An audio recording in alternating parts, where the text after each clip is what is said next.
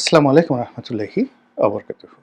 সম্মানিত দর্শক, আপনারা যদি বর্তমান অন্তর্বর্তীকালীন সরকারের যারা উপদেষ্টা রয়েছেন তাদের কর্মকাণ্ড, কথাবার্তা লক্ষ্য করেন, দেখতে পাবেন যে তারা অলমোস্ট সবাই খুবই স্থির, কথা কম বলছেন, মিডিয়াকে সময় দিচ্ছেন কম এবং দীর্ঘমেয়াদে সরকারে থাকার জন্য যে দৃঢ়তা দরকার সেই দৃঢ়তা তারা প্রদর্শন করছেন এবং তারা তাদের আপন মনে যে কাজকর্ম করে যাচ্ছেন, এতে করে আপনি ভাবতেই পারেন যে সামনে ডিসেম্বর মাসে মানে আর কয়েক মাস পরে নির্বাচন হবে বা ৩-৪ মাস পরে নির্বাচনের শিডিউল ঘোষণা করা হবে।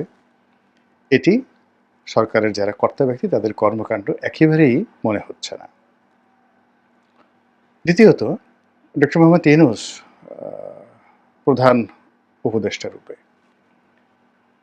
তার যে আত্মবিশ্বাস, ইন্ডিপেন্ডেন্সি এবং তার যে সার্বভৌমত্ব, এটি ক্রমশ দিন দিন বেড়েই চলেছে। প্রথম দিকে তাকে আমরা অনেক দুর্বল অবস্থায় দেখেছিলাম।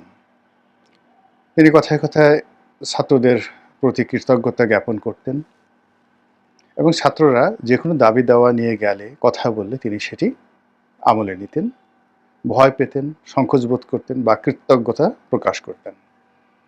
এটি এখন শূন্য। দ্বিতীয় হলো যে তাকে যারা দুর্বল মনে করতেন, সভা সমিতি মিটিং মিছিল করে সবাই কিছু হলেই সচিবালয় ঘেরাও করো, রাজুতে যাও, তারপর রাস্তাঘাটে যানজট তৈরি করো আর প্রধান উপদেষ্টার বাসভবন ঘেরাও করো। এটি এখন শূন্যতে নামিয়ে আনা হয়েছে। এরপরে আপনি যদি লক্ষ্য করেন যে তিনি রাজনৈতিক দলগুলোর সঙ্গে দহরম মহরম সম্পর্ক না হলেও চলনসই একটি সম্পর্ক স্থাপন করার চেষ্টা করেছিলেন। তো সেই জায়গাতেও তিনি বেশ একটা স্বতন্ত্র বৈশিষ্ট্য তৈরি করে ফেলেছেন এবং রাজনৈতিক দলের যারা নেতৃবৃন্দ আগে যারা যমুনাতে যাওয়াটাকে ডাল ভাত মনে করতেন বা ডক্টর মোহাম্মদ ইউনূসকে যে কোনো কথা বলা বা শুনিয়ে আসা একেবারে যাকে বলা হয় ডাল ভাত মনে করতেন, তারা এখন সেই জিনিসটি মনে করছেন না। সবচেয়ে ভয়ঙ্কর যে বিষয়টি সেটি হলো কিছু রাজনৈতিক দল এবং কিছু ব্যক্তি এবং কিছু গোষ্ঠী, তারা প্রথম থেকে মনে করেছিল যে ডক্টর মোহাম্মদ ইউনূস তাদের লোক বা জনগণ মনে করেছিল যে ডক্টর মোহাম্মদ ইউনূসের সঙ্গে ওই ব্যক্তি, ওই প্রতিষ্ঠান, ওই সংগঠনের ভালো সম্পর্ক রয়েছে।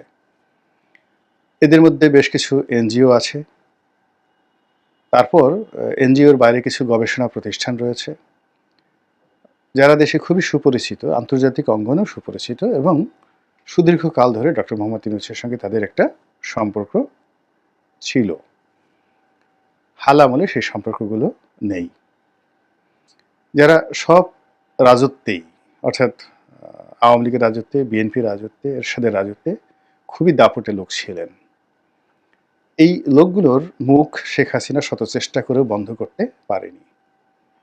এখন এই লোকগুলোর মুখ কালো।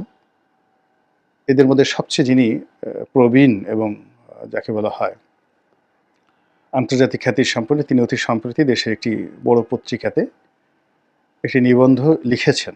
এতে বোঝা যায় যে তিনি এবং তার যারা সঙ্গী সাথী এখন কতটা দুরবস্থার মধ্যে আছে। ফলে ওরা মানে ওরা বললাম এই অর্থে ওর উপরে চন্দ্রবিন্দু দিলে ওনারা যে সম্মানটা বোঝায় ঠিক তদ্রূপ সেই সম্মানটাই বোঝায়। এখন সমস্যা হলো যে ওনারা ডক্টর মোহাম্মদ ইউনূসকে যেভাবে মনে করেছিলেন যে তাদের পকেটের ট্রাম্প কার্ড, তারা যেভাবে বলবেন সেভাবে চলবে, সেটা হচ্ছে না। ফলে ডক্টর মোহাম্মদ ইউনূস আপন কর্তৃত্বে, একক কর্তৃত্বে তিনি কিন্তু এখন এগিয়ে যাচ্ছেন। দ্বিতীয়ত, পুলিশের মধ্যে যে আওয়ামী প্রীতি ছিল, বিএনপির বিভক্তি ছিল, বিএনপির দাপট ছিল, জামাতের দাপট ছিল, এটি ক্রমান্বয়ে কমতে পুলিশ এখন মোটামুটি একটা নিউট্রাল পথে এগোনোর চেষ্টা করছে এবং সেখানে সঙ্গত কারণেই এখন যারা পুলিশের কর্তা ব্যক্তি রয়েছেন তাদের সঙ্গে সরকারের অর্থাৎ অন্তর্বর্তীকালীন সরকারের একটা সম্পর্ক প্রফেশনাল ওয়েতে হয়ে গেছে। ফলে এখন পুলিশ কোনো বিএনপি নেতার হুকুম, জামাত নেতার হুকুম কিংবা অতীতে আওয়ামী লীগ সরকার আমলে বড় কোনো পদ পদবিতে ছিলেন, আওয়ামী ট্যাগ তাদের ছিল, এই জায়গা থেকে তারা বের হয়ে এসেছে। সর্বশেষ রইল সামরিক বাহিনী।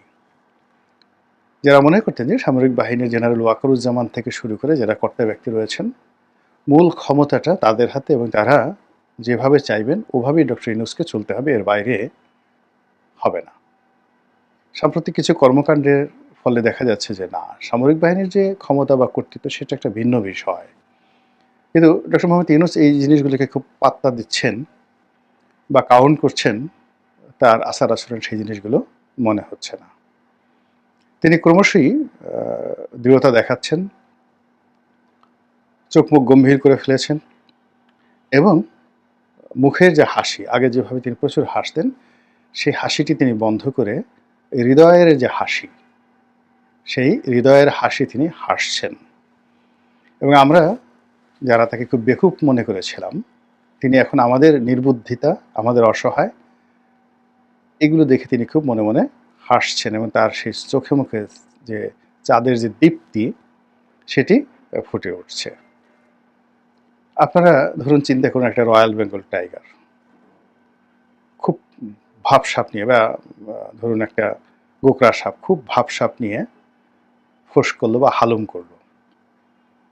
আপনি যে কোনোভাবে তাদেরকে একটা বৈদ্যুতিক শক দিয়ে দিলেন বা ছ্যাঁকা দিয়ে দিলেন, দেওয়ার পর ও আপনাকে যেভাবে জমের মতো ভয় পাবে, ফনাটা আস্তে নুয়ে যাবে আর হালুম বন্ধ হয়ে যাবে, লেজটা গুটিয়ে যখন পালাবে বা মুখ কালো করে দিয়ে বসে থাকবে যে হলো কি, এরকম তো হওয়ার কথা না। রয়্যাল বেঙ্গল টাইগার চিন্তা করবে যে একটা সাধারণ মানুষ ভয়ে সে হার্ট ফেল করবে, তা না করে সে আমাকে যে ছ্যাঁকাটা দিয়ে দিল, এখন আমি লজ্জায় মুখ দেখাই কি করে, সুন্দরবনে তো ফিরে যাওয়া সম্ভব নয়। ফলে কি হলো, সে দূরে বসে বসে অবাক বিস্ময়ে সে মানুষটির দিকে তাকিয়ে থাকে।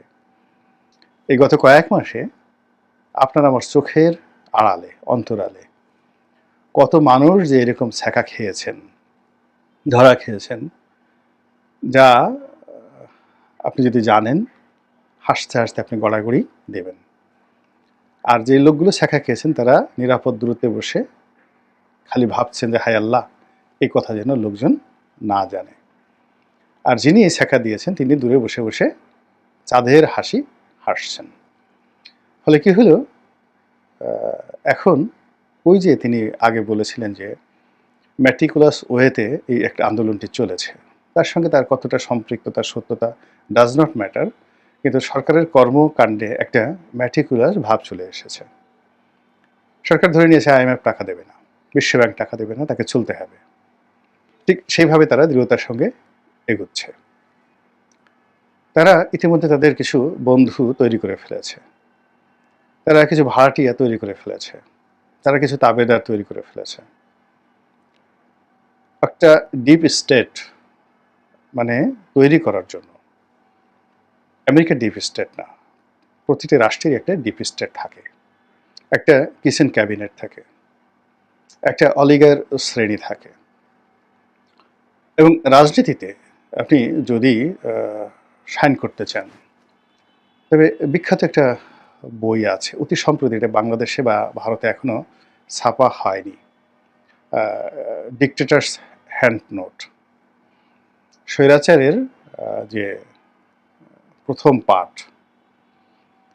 আপনি স্বৈরাচারী হবেন, শক্তিশালী হবেন, এটার জন্য আপনাকে কি কি করতে হবে, যে কাজটি আজ থেকে 5000 বছর আগে রাজারা করেছিলেন, ঠিক একই কাজ হিটলার করেছেন, একই কাজ ইন্দিরা গান্ধী করেছেন, শেখ হাসিনা থেকে শুরু করে যত রেজিম, সবাইকে মোটামুটি সেই কাজগুলি করতে হয়েছে। এবং এগুলোর মূল ব্যাপার হলো যে সমাজের কিছু দুর্নীতিবাজদেরকে কাছে টেনে নিতে হবে, কিছু অলিগার তৈরি করতে হবে, তারপর কিছু দুষ্ট লোককে কাছে টেনে নিতে হবে, আর এমন কিছু কাজ করতে হবে যেন জনগণ আবার তার পক্ষে থাকে, জনপ্রিয়তামূলক কিছু কর্মকাণ্ড করতে হবে। আবার সঙ্গে সঙ্গে কিছু মানে জনগণকে উস্কে দিয়ে একে অপরের বিরুদ্ধে মানে তাদেরকে ব্যস্ত রাখতে হবে। গত ৩-৪ মাসে যদি বাংলাদেশের বড় বড় কতগুলো ঘটনা দেখেন, রাজপথ যেগুলো নিয়ে গরম হয়েছে, যেই রাজপথের সঙ্গে আসলে ডক্টর মোহাম্মদ ইউনূসের সরাসরি ওইরকম সম্পৃক্ততা নেই। রাজপথ থেকে যে দাবিগুলো এসেছে সবাই তার কাছে চেয়েছে, তিনি দেবেন কি দেবেন না এ কথা কোনো কিছু তিনি বলেননি। তো সব মিলিয়ে তার যে অবস্থা, সরকারের যে অবস্থা, যা কিছু আছে, এটিতে একটা নতুন মাত্রা যুক্ত হয়েছে। ইউরোপিয়ান ইউনিয়নের লোকজন দল বেঁধে আসছেন, তারপর আমেরিকার লোকজন দল বেঁধে আসছেন, ভারতও তলে তলে যোগাযোগ রাখছে, পাকিস্তানের লোকজন দল বেঁধে আসছে।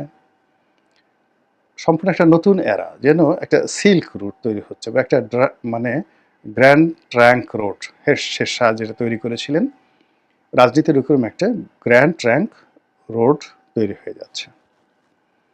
অনেক সম্ভাবনাগুলো নষ্ট হয়ে যাচ্ছে, আর অনেক যেগুলো কেউ কল্পনা করেনি সেগুলো নিয়ে নতুন করে সম্ভাবনা তৈরি হয়েছে।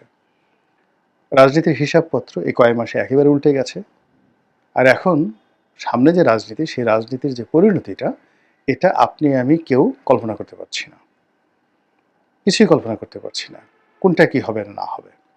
তো যখন পানি ঘোলা হয়, কুয়াশা থাকে, কিংবা ঠিক সমস্ত কিছু একটা ঘূর্ণিপাক, সব কিছুর একটা ঘূর্ণিপাক তৈরি হয়, তখন কিন্তু মানুষ দিশেহারা হয়ে যায়। আপনাকে যদি কেউ ধরে চারিদিকে এইভাবে ঘুরিয়ে